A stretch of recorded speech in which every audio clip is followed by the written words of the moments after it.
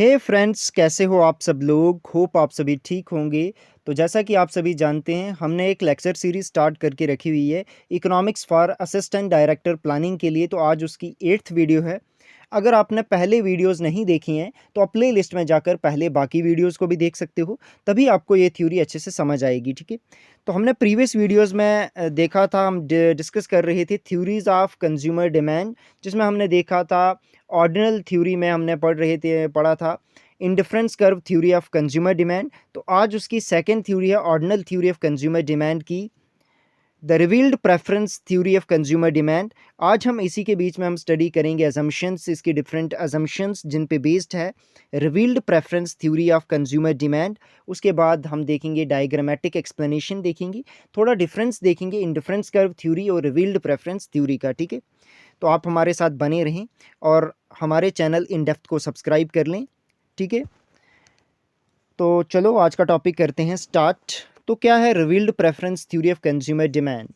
तो revealed preference theory of consumer demand को पढ़ने से पहले आपको इसके बारे में थोड़ी इसका बैकग्राउंड, थोड़ी इसकी हिस्ट्री पता होनी चाहिए। तो ये थ्योरी डेवलप किसने की थी, revealed preference theory of consumer demand. ये डेवलप की थी अमेरिकन इकोनॉमिस्ट जिनका नाम था पॉल एंटोनी सैमुअल्सन ने, या पॉल सैमुअल्सन भी इनको बोला जाता है। कब? 1938 में। ठीक है, तो रिवील्ड प्रेफरेंस थ्योरी कब डेवलप की थी? 1938 में। किसने? पॉल सैमुअल्सन ने। ठीक है, तो किन अजम्पशंस पे बेस्ड है ये revealed preference theory of consumer demand? Rationality. First assumption है रैशनैलिटी। तो रैशनैलिटी को हम ऐसे भी कह सकते हैं कि कौन सा पर्सन रैशनल होगा, जिसकी गुड सेंस होंगे और गुड जजमेंट, जिसकी जजमेंट भी अच्छी होगी और अच्छे तरीके से उसके सेंसेस भी काम करेंगी। तो वो पर्सन कौन सा होता है? रैशनल पर्सन होता है।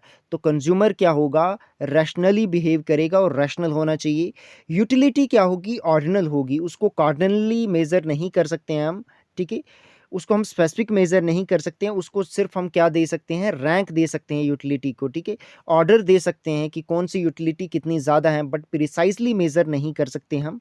ठीक है, उसके बाद थर्ड असम्पशन है कंसिस्टेंसी। कंज्यूमर क्या होगा? कंसिस्टेंट होगा अपनी चॉइस को लेकर। ठीक है, अगर वो एक पीरियड में चूज करता है बंडल ए को बी के ऊपर, वो बी को ए के ऊपर सेकेंड पीरियड पे कंज्यूम नहीं कर सकता है।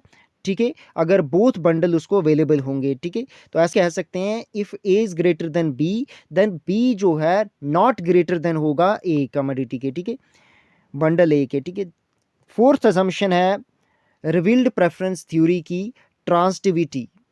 अगर कंज्यूमर के पास बंडल, कंज्यूमर प्रेफर करता है बंडल ए को बंडल बी पे और बी को प्रेफर करता है सी पे, तो प्रेफर करेगा ए बंडल को सी बंडल के ऊपर। ठीक है, ऐसा भी कह सकते हैं if A is greater than B and B is greater than C, then A जो होगा वो ग्रेटर देन होगा सी से। ठीक है, उसके बाद फिफ्थ अजम्पशन है revealed preference theory of consumer demand की।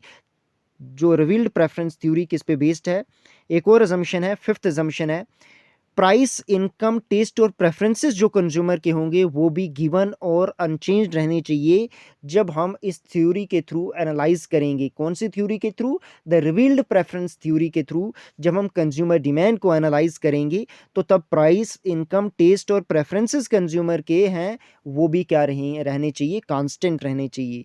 और दो कमोडिटी पे बेस्ड होगी ये theory, the revealed preference theory. जब हम इसको एनालाइज करेंगे तो दो कमोडिटी को ही लेंगे एनालिसिस में। ठीक है, तो ये 6 अजम्पशन थी जिन पे बेस्ड है the revealed preference theory of consumer demand. ठीक है, उसके बाद इसकी एक्सप्लेनेशन पढ़ते हैं।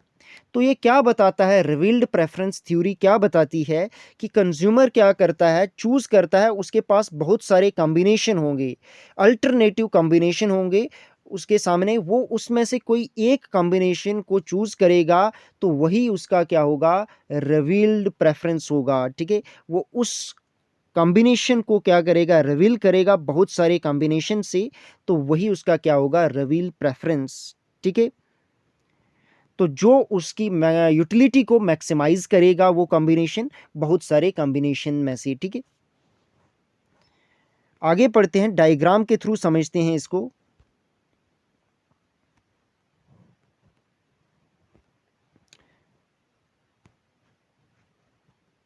थोड़ा वेट करना पड़ सकता है आपको। ठीक है, तो जहाँ यहाँ पे एक्स एक्सिस पे एक्स कमोडिटी है और वाई एक्सिस पे क्या है, वाई कमोडिटी है, और पी लाइन क्या है, प्राइस लाइन है। ठीक है, तो ये प्राइस लाइन या बजट लाइन है।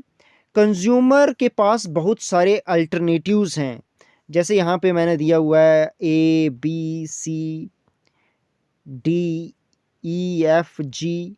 ठीक है, तो बहुत सारे कॉम्बिनेशन है उसके पास, उसमें से कोई एक चूज करता है, वो कंज्यूमर चूज करेगा ए पॉइंट पे, ये प्रेफर कॉम्बिनेशन है। तो क्यों है प्रेफर कॉम्बिनेशन? क्योंकि यहाँ पे कंज्यूमर की सेटिस्फेक्शन जो क्या है, मैक्सिमम है। क्यों है? क्योंकि वो दोनों कमोडिटीज़ को इक्वल कंज्यूम कर रहा है, जिसकी वजह से उसकी सेटिस्फेक्शन जो है वो मैक्सिमम है। तो आपको सोच रहे होंगे कि बाकी पॉइंट पे क्यों नहीं है। तो सपोज सी पॉइंट को लेते हैं, सी पॉइंट को डिस्कस करते हैं कि यहाँ एक कमोडिटी जो वाई कमोडिटी है, उसकी कंजप्शन तो बहुत ज़्यादा करने को उसको मिल रही है, बट जो एक्स कमोडिटी है उसको वो बहुत कम कंज्यूम कर पा रहा है, जिसकी वजह से उसकी जो कंजप्शन है, जो उसकी सेटिस्फेक्शन है, वो मैक्सिमम नहीं हो पा रही है। उसी तरीके से बी पॉइंट को बात करें, बी पॉइंट की, तो यहाँ पे भी कंज्यूमर जो है मैक्सिमम सेटिस्फेक्शन को अचीव नहीं कर पा रहा है। क्यों?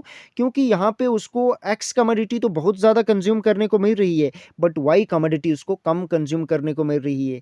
तो कंज्यूमर कहाँ पे मैक्सिमम सेटिस्फेक्शन को अचीव कर रहा है? पॉइंट ए पे, जहाँ पे वो O H commodity Y consume कर रहा है और O I commodity X consume कर रहा है और मैक्सिमम सेटिस्फेक्शन को अचीव कर रहा है। तो इसीलिए यही इसका क्या है, प्रेफर्ड कॉम्बिनेशन है। ठीक है, किसका? कंज्यूमर का। उसके बाद अंदर के पॉइंट की बात करें, बजट लाइन के अंडर जो पॉइंट है जी ई और एफ, ये पॉइंट है। यहाँ पे ये कौन से जोन है? इंफीरियर कॉम्बिनेशन है। क्यों इंफीरियर कॉम्बिनेशन है? क्योंकि कंज्यूमर के पास अभी इनकम है, वो अपनी सेटिस्फेक्शन को और ज़्यादा बढ़ा सकता है। अगर वो अंदर ही किसी कॉम्बिनेशन को कंज्यूम करता है, तो वो एक रैशनल कंज्यूमर नहीं होगा, क्योंकि वो और ज़्यादा अभी अपनी सेटिस्फेक्शन को बढ़ा सकता था, पर अगर वो ऐसा नहीं करता है तो वो एक रैशनल कंज्यूमर नहीं होगा। तो डी पॉइंट की बात करें, तो यहाँ पे ये सुपीरियर कॉम्बिनेशन है। ये कंज्यूमर की बजट लाइन से बियॉन्ड है। अगर ऐसा कंज्यूमर करता है तो उसके पास इनकम ही नहीं है। अगर आपके पास इनकम नहीं होगी तो आप ज़्यादा कंज्यूम कैसे कर पाओगे? नहीं कर पाओगे ना। तो यही वजह है कि ये डी जो पॉइंट है, ये कॉम्बिनेशन भी अचीव नहीं कर पा रहा है। तो ये क्या है? सुपीरियर कॉम्बिनेशन है। ए पॉइंट से ए टू पी पॉइंट जो है एरिया, ये वाला, ये है इग्नोरेंस जोन, और ये वाला एरिया भी क्या है? Ignorance zone. इसको भी अचीव नहीं करता है। तो कौन से पॉइंट पे कंज्यूमर कंजप्शन करता है? पॉइंट ए पे, बजट लाइन के पॉइंट ए पे।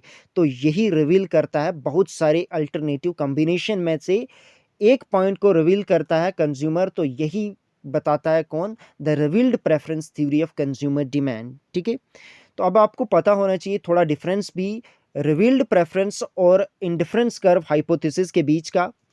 तो क्या फ़र्क है इंडिफरेंस कर्व थ्योरी और रिवील्ड प्रेफरेंस थ्योरी के बीच? तो इंडिफरेंस कर्व थ्योरी हमें क्या बताती है? बहुत सारे कॉम्बिनेशन बताती है। ठीक है, थ्रू इंडिफरेंस कर्व, और इंडिफरेंस कर्व के हर पॉइंट पे कंज्यूमर की सेटिस्फेक्शन जो क्या होती है? मैक्सिमम होती है और इक्वल होती है हर एक पॉइंट में। मगर रिवील्ड प्रेफरेंस के केस में वो बहुत सारे कॉम्बिनेशन में से कोई एक चूज करता है जो उसकी सेटिस्फेक्शन को मैक्सिमम करता है। ठीक है, तो यही फ़र्क था किसके किसके बीच में? इंडिफरेंस कर्व थ्योरी और रिवील्ड प्रेफरेंस थ्योरी के बीच। ठीक है, तो आज का टॉपिक यही होता है एंड। आपको ये वीडियो कैसी लगी? अगर आपको ये वीडियो इन्फॉर्मेटिव लगी तो अपने फ्रेंड लोगों के साथ ज़्यादा से ज़्यादा शेयर करें। ठीक है, लाइक करें हमारी वीडियो को और कमेंट करें अगर कोई क्वेरी है। हमारे चैनल इन डेप्थ को सब्सक्राइब करें। धन्यवाद। Thank you for watching this video. फिर से मैं आपको बोल देता हूँ, अगर मैं आपको टेलीग्राम ग्रुप का लिंक भी डिस्क्रिप्शन में दे दूंगा, फर्दर अपडेट के लिए उसको भी ज्वाइन कर सकते हो। ठीक है, धन्यवाद। Thank you for watching this video.